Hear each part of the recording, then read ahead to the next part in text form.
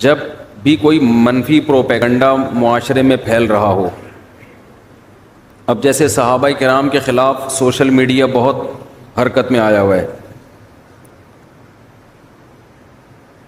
ہر شخص کے پاس دلیل ہوتی ہے، لیکن دلیل کو سمجھنے کی صلاحیت ہر ایک کے پاس نہیں ہوتی، یہ خوب ذہن میں رکھیں۔ قرآن بھی کہتا ہے کہ جب بھی کوئی بات پہنچے اہل علم کی طرف لوٹ آؤ، وہ تمہیں اس کا مطلب بتائیں گے۔ آج میں نے کلپ دیکھا، مجھے لوگوں نے بھیجا، وہ حضرت عمرو بن العاص رضی اللہ تعالی عنہ کے حوالے سے، مشہور زمانہ صاحب ہیں جنہوں نے پہلے بیک گراؤنڈ میں میوزک لگایا ہوا ہے جیسے بڑے غم کا نا، ہائے ان کی موت کا وقت ہے، اور وہ کیا کہہ کے دنیا سے چلے گئے۔ تو اس بات کو محترم نے بہت طول دیا، اور آخر میں رزلٹ یہ کہ انہوں نے حضرت معاویہ کا ساتھ دیا تھا جنگ میں حضرت علی کے خلاف، تو موت کے وقت ان کو احساس ہوا کہ میں نے بہت بڑی غلطی کی تھی۔ تو کلپ بنانے والے کا مقصد، وہ مشہور زمانہ صاحب ہیں، سب جانتے ہی ہیں، اس کا مقصد یہ تھا حضرت معاویہ کو کم دکھانا کہ دیکھو کتنے غلط آدمی تھے، معاذ اللہ۔ جس نے مجھے وہ کلپ بھیجا، میں نے کہا اسی سے پتہ چلتا ہے کہ جتنا الزام حضرت معاویہ پہ لگایا جا رہا ہے یہ الزام غلط۔ حضرت عمرو بن العاص رضی اللہ تعالی عنہ جیسا صحابی رسول، انہوں نے حضرت معاویہ کا ساتھ دیا۔ اس کا مطلب اگر حضرت معاویہ کی غلطی ایسی واضح ہوتی جس کے غلطی ہونے میں دو رائے نہیں ہو سکتی تھی، تو یہ صحابی ان کا زندگی میں ساتھ نہ دیتے۔ بعد میں ان کی رائے بدل گئی کہ نہیں دینا چاہیے تھا۔ اس کا مطلب یہ ہوا کہ یہ مسئلہ ایسا تھا جس میں رائے کا اختلاف ہو سکتا تھا۔ یہ نہیں ہو سکتا کہ ایک غلطی 100% غلطی ہو، گناہ ہو 100%، اور عمرو بن العاص رضی اللہ تعالی عنہ جیسا صحابی جو نبی سے بیعت ہو چکا ہے پہلے، وہ صریح جرم میں حضرت معاویہ کا ساتھ دے۔ تو یہ حضرت معاویہ کی فضیلت کی دلیل ہے، یہ ان کے غلط ہونے کی دلیل نہیں ہے۔ اور اس کی دلیل ہے کہ حضرت معاویہ اجتہادی غلطی پر تھے۔ اجتہادی غلطی اور غیر اجتہادی غلطی میں کیا فرق ہے؟ اجتہادی غلطی کہتے ہیں جس میں مجتہد جب غلطی کرتا ہے تو غلطی پر بھی اس کو اجر ملتا ہے غلط ہونے کے باوجود، اس لیے کہ شریعت کے کچھ احکام ایسے ہیں جن میں ہمیں 2 اور 2 4 کی طرح رہنمائی نہیں ہے، اس میں ہم سوچ کے فیصلہ کرتے ہیں کہ ہمیں کیا کرنا ہے۔ ہم نے اس میں انسان سے غلطی بھی ہو سکتی ہے۔ پھر ایک اور مجھے بات بتائی گئی کہ حضرت ابو ذر غفاری رضی اللہ تعالی عنہ نے حضرت معاویہ کے مالدار ہونے پر اعتراض کیا، اور حضرت معاویہ نے خط لکھا خلیفہ کو کہ ان سے میری جان چھڑائیں۔ جان جان کر وہ چیزیں نکالی جا رہی ہیں جس سے حضرت معاویہ کی شخصیت مجروح۔ ابو ذر غفاری کو صرف حضرت معاویہ پہ اعتراض نہیں تھا، ہر مالدار صحابی پہ اعتراض تھا ان کو۔ اور صحابہ کرام نے، خلفائے راشدین نے اس معاملے میں حضرت ابو ذر غفاری کو سپورٹ نہیں کیا، بلکہ جن صحابہ پر حضرت ابو ذر غفاری اعتراض کرتے تھے ان کو سپورٹ کیا ہے کہ مال رکھنا اسلام میں ناجائز نہیں ہے۔ سمجھ رہے کہ نہیں سمجھ رہے؟ لیکن یہ بھی نکال کے لے آئے کہ دیکھو حضرت ابو ذر غفاری سے جان چھڑا رہے تھے وہ۔ تو یہ لوگ بیٹھے ہیں اہل سنت والجماعت کے جو متفقون علیہ عقائد ہیں، جن میں سب سے اہم عقیدہ کہ صحابہ کرام سے ہم سب محبت کرتے ہیں، اور ان کی آپس کی لڑائی اور اختلافات کو اجتہادی خطا پر محمول کرتے ہیں۔ اجتہادی خطا وہ جس میں آپ غلطی پر ہونے کے باوجود آپ گناہگار نہیں ہوتے، آپ کو گناہ نہیں ملتے، اس لیے کہ آپ اپنے حساب سے سوچ رہے ہوتے ہو۔ تو یہ بہت بڑا مسئلہ ہے ہمارا کہ ہم یہ فیصلہ نہیں کر پاتے کون سی غلطی منسوس ہے جس میں 2 رائے نہیں ہو سکتی، کون سی غلطی ایسی ہے جس میں غلط ہونے میں 2 رائے ہو سکتی ہیں۔ اگر یہ بات سمجھ میں آ جائے بہت سارے مسائل ہمارے حل ہو جائیں گے۔ تو صحابہ کے اختلافات بھی جو ان کی جنگیں ہوئی ہیں وہ اسی نوعیت کی تھی۔ مال حضرت حسن کے پاس بھی بہت تھا، نبی کے نواسے۔ حضرت حسن بہت مالدار صحابی تھے، وہ میں نے بیان میں کہا تھا نا کتنے زیادہ نکاح کیے انہوں نے. تو جب طلاق دیتے تھے بعض روایتوں میں آتا ہے 100 باندیاں اپنی طلاق یافتہ عورت کو انہوں نے گفٹ میں دی ہیں, ہدیے میں دی ہیں. بہت زیادہ خیال کیا, جس کو طلاق دی اس کو بہت پیسہ دیتے تھے, وہ تو پیسہ بہت تھا ان کے پاس. تو اس طرح کلپ معاذ اللہ حضرت حسن کے خلاف بھی بنایا جا سکتا ہے, لیکن ہم نہ حضرت حسن کے خلاف کہہ سکتے ہیں اور نہ حضرت معاویہ کے خلاف. تو ایک مسئلہ تو خوب یہ اچھی طرح سمجھ لیں, معاویہ اور ابو سفیان کا نام کیوں لے رہا ہوں؟ صحابہ میں سب سے زیادہ ہدف کس کو بنایا جاتا ہے؟ ان دو بزرگوں کو. حالانکہ یہ بھی ان آیتوں کا مصداق ہیں. والذین معہ, اللہ فرماتے ہیں جو بھی نبی کے ساتھ, اس پر پوری امت کا اجماع ہے کہ نبی کے ساتھ جو بھی ایمان کی حالت میں آیا وہ صحابہ کی فہرست میں داخل ہے, اور اس پہ وہ تمام فضائل اس کے لیے جو اللہ نے صحابہ کے لیے قرآن میں بیان کی ہیں. تو اللہ فرماتے ہیں ہم نے ان کی شان تورات اور انجیل دونوں میں بیان کی ہے. تو حضرت معاویہ اور ابو سفیان پر کتنا تبرہ کیا جا رہا ہے آج, اس پہ خاموش نہ رہا کریں, بولا کریں. ابھی کچھ دن پہلے ایک پروگرام بہت تماشا بنا ہے اس کا کہ حضرت حسن نے جب حضرت معاویہ کے ہاتھ پہ سلو کر لی. دیکھو حضرت علی اور حضرت معاویہ کی جو لڑائی تھی وہ ذاتی بغض کی بیس پہ نہیں تھی. اگر وہ ذاتی بغض کی بیس پہ تھی قرآن کی آیت غلط ہو جائے گی. قرآن کہہ رہا ہے رحماء بینہم, یہ آپس میں کیا ہیں؟ بولو نا, رحم دل. جو آپس میں رحم دل ہوتے ہیں ذاتی بغض کی بیس پہ نہیں لڑتے. وہ کسی چیز کو حق سمجھنے میں غلطی ہو سکتی ہے, اس بیس پہ لڑ سکتے ہیں. جنگ جمل اور جنگ صفی میں جو شہید ہوئے ہیں نا دونوں طرف کے لوگ, حضرت علی نے ان میں سے کسی ایک کو بھی منافق یا کافر قرار نہیں دیا. صحیح مستند روایات سے ثابت ہے حضرت علی کی لشکر میں جو شہید ہوئے ان کے جنازے حضرت علی نے پڑھے ہیں. شام کو ایک دوسرے کے جنازے پڑھے جا رہے ہوتے تھے. تو یہ کیسے ممکن ہے کہ یہ منافق تھے یا یہ کافر تھے اور ان کا جنازہ کون پڑھ رہا ہے؟ حضرت علی کی رائے یہ تھی. یہ غلط فہمی کا شکار ہے یہ لوگ. تو غلطی انسان سے ہو سکتی ہے, ایک چیز حق نہ ہو وہ سمجھ رہا ہو کہ حق ہے. اور جب حضرت علی کے بیٹے حضرت حسن نے حضرت معاویہ کے ہاتھ پہ بیعت کر کے اس اختلاف کو ختم کر دیا, پھر اس بیس پہ حضرت معاویہ, اور دیکھو حضرت معاویہ کے دور خلافت میں نہ حضرت حسن کبھی حضرت معاویہ کے خلاف کھڑے ہوئے اور نہ حضرت حسین. دونوں میں سے کوئی بھی حضرت معاویہ کے خلاف نہیں کھڑا ہوا, کیونکہ جن شرائط پر سلو ہوئی تھی حضرت معاویہ نے ان تمام شرائط کا لحاظ رکھا ہے. ان دونوں بزرگوں کی زندگی میں پوری زندگی خیال کیا, تبھی یہ دونوں کبھی حضرت معاویہ کے خلاف کھڑے نہیں ہوئے.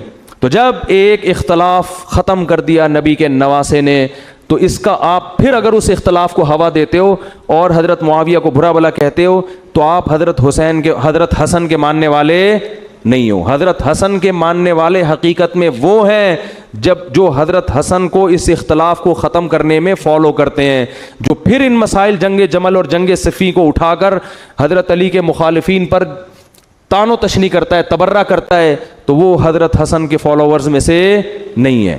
کہ حضرت حسن کی منشا تھی لڑائی کو ختم کرنا, جب کر دی تو اب آپ کیوں اٹھا رہے ہو اس بحث کو دوبارہ, کیوں پھر تبرہ کر رہے ہو اور کیوں ایسی باتیں کر رہے ہو؟ تو دیکھو جو ان کا مسلک ہے ان پہ جچتا ہے. آپ اپنے ایمان کو محفوظ رکھو. اہل سنت والجماعت کا متفقون علیہ عقیدہ ہے کہ صحابہ میں سے کسی کو بھی برے الفاظ سے یاد کرنا جائز نہیں ہے. آپ اپنے متفقون علیہ عقیدوں کو تحقیقات کی بیس پہ برباد مت کرو, ورنہ اللہ آپ سے علم کا اور عمل کا نور چھین لے گا, آپ سے نمازوں میں خشوع چھین لے گا اللہ تعالیٰ آپ سے. بہت سخت علماء نے لکھا ہے اس بارے میں, کسی صحابی کے لیے ایسے الفاظ استعمال کرنا جن سے بے ادبی ٹپک رہی ہو, اس سے اللہ عمل کا نور چھین لیتے ہیں. عمل نہیں چھینتے, نور چھن جاتا ہے عمل کا. جو بھی صحابہ کے خلاف بولتا ہے نا, آپ کو اس کی نماز میں کبھی خشوع نظر نہیں آئے گا, اس کے چہرے پہ کبھی نور نظر نہیں آئے گا. میں لکھ کے دے رہا ہوں آپ کو. چاہے حضرت اچھا خلاف بولنے میں یہ ضروری نہیں ہے کہ کھل کے بولتا ہو, دائیں بائیں بھی گھماتا ہے نا. حضرت ابو سفیان نے اسلام کو بہت نقصان پہنچایا, لیکن جب توبہ کر لی تو نبی نے بڑا پروٹوکول دیا ابو سفیان کو. توبہ کر لی نا انہوں نے, توبہ کر لی. حضرت عمر بھی تو حضرت نبی کو قتل کرنے کے لیے نکلے تھے, لیکن جب توبہ کر لی تو اب یہ نہیں کہہ سکتے کہ عمر کا تو ارادہ قتل کا تھا اور یہ تھے اور وہ تھے. بھائی جب توبہ کر لی تو اللہ نے کیا کر دیا؟ معاف. اور صرف خالی پیلی کی توبہ نہیں کی ہے, حضرت ابو سفیان نے اسلام لانے کے بعد ساری زندگی میدان جنگ میں گزاری ہے کہ جو میں نے اسلام کو نقصان پہنچایا تھا اب میں لڑائی کے میدان میں لڑ کر اس نقصان کی تلافی کروں. اور حضرت معاویہ نے اتنی لڑائیاں کی ہیں, اتنا جہاد کیے, اس امت کے پر بہت بڑا احسان ہے حضرت معاویہ کا, بہت بڑا احسان ہے. حضرت معاویہ کے دور میں کسی غیر مسلم کی مجال نہیں تھی کہ کسی اسلامی حکومت کی طرف میلی آنکھ اٹھا کے دیکھ سکے وہ, کیونکہ حضرت ابو بکر نے آپ کو کمانڈر بنایا, حضرت عمر نے آپ کو امیر بنایا, تو یہ جانتے تھے آپ کی صلاحیتوں کو. تو ایک اجتہادی خطا ہے, وہ یہ سمجھتے تھے کہ حضرت عثمان کے قاتلوں کا انتقام جب تک نہ لیا جائے اس وقت تک میں علی کی خلافت کو تسلیم نہیں کروں گا. ان کا مقصد حضرت علی سے اختلاف نہیں, حکومت پہ دباؤ ڈال کے مطالبہ منوانا. اس میں حضرت معاویہ سے ہم مانتے ہیں کہ غلطی ہوئی ہے, لیکن یہ غلطی نفسانی خواہش کی بیس پہ نہیں تھی, اس غلطی یہ اجتہادی تھی. امی عائشہ سے بھی یہ اجتہادی غلطی ہوئی, وہ جنگ جمل میں حضرت معاویہ کے ساتھ تھیں, تو حالانکہ اس میں بھی ہم حضرت علی کو ٹھیک کہتے ہیں اور امی عائشہ کو کہتے ہیں کہ آپ سے اجتہادی غلطی, لیکن اس اجتہادی غلطی کی بیس پر امی عائشہ پہ اگر کوئی انگلی اٹھاتا ہے تو اس سے بڑا بدبخت دنیا میں کوئی نہیں. جنگ جمل کو جمل کیوں کہتے ہیں؟ جمل اونٹ پہ امی عائشہ بیٹھی تھی, حضرت علی کے مقابلے میں تھی وہ.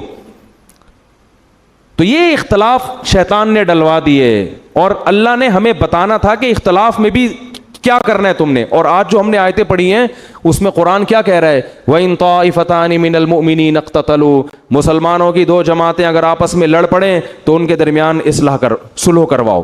اس میں اللہ نے بتا دیا کہ ایسا پاسبل ہے, دونوں طرف نیک پرہیزگار مسلمان ہو اور غلط فہمیوں کی بیس پر ان میں کیا ہو جائے؟